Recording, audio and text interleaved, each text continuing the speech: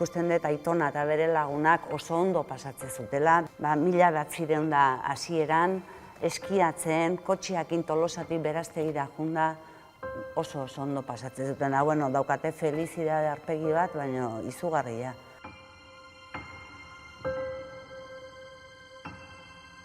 Llevo muchísimo tiempo comentando deporte de montaña y esquí. Para mí es una sorpresa descubrir que Tolosa es la cuna del esquí.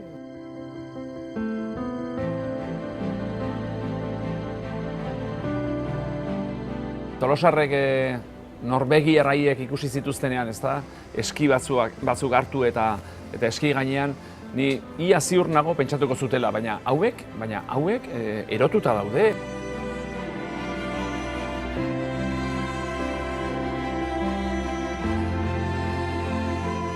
Cuando vinieron los noruegos aquí, eligieron Tolosa porque veían que era un centro neurálgico muy bueno de comunicaciones para España. Haiek etorri izana ez da gure meritua. Guk egin duguna gure erabakien arabera bai.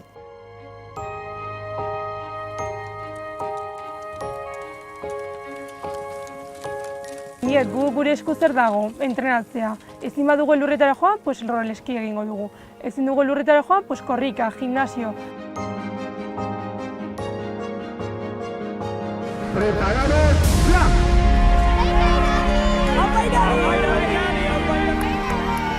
En 5 Olimpiadas ha habido participación de Tolosa.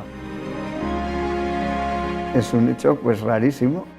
Pongo el ejemplo de, pues es como un surfista de Albacete, ¿no? Yo cuando os explico que soy de Tolosa, ¿no? Cerca de San Sebastián, un poco para que se entienda, les sorprende, ¿no? Que viva a 2 horas de la nieve y tenga ese nivel, esa pasión por el esquí de fondo. El esquí en Noruega, más que un deporte, es una forma de vida.